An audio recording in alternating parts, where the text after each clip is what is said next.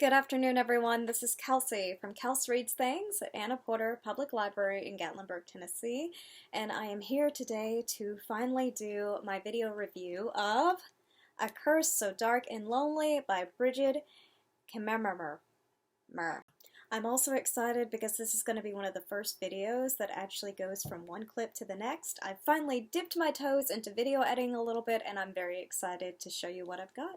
Okay, to start with the premise of A Curse So Dark and Lonely, it's definitely a retelling of Beauty and the Beast, and the parallels between this and A Court of Thorns and Roses and several other retellings was unparalleled and very noticeable.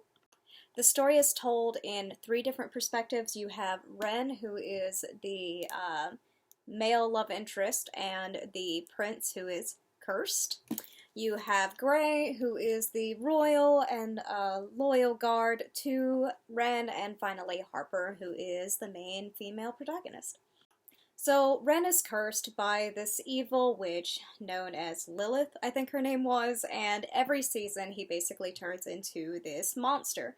That's not really giving anything away other than the fact that he has Gray go into this different dimension. I guess it's kind of like parallel to our own world, from their world to our world, to kidnap a girl every season to hopefully fall in love with him. And as Ren is trying to capture a female for said ritual, Harper, who is our main female protagonist, notices that he is acting very strange and trying to kidnap this poor girl, so she kind of inserts herself in the situation to stop him, and she ends up being captured herself. I gave this story an overall rating of 3 stars. I personally was just not a fan. I wasn't a huge fan for many reasons, including I think the character development was really flat. I thought the story building was extremely flat. And honestly, the whole time I just kept comparing it to Sarah J. Maas's A Court of Thorns and Roses, because as I said, there are so many similarities and parallels.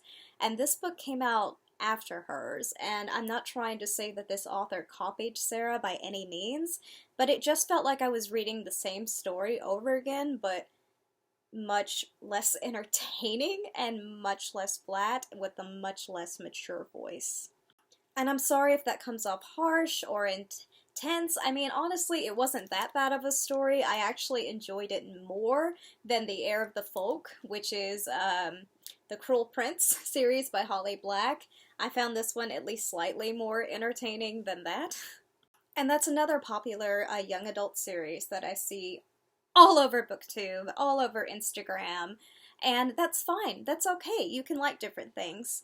I was just expressing what I didn't like about this story. Again, I thought it was a little flat. The world building just wasn't there. The character development wasn't there.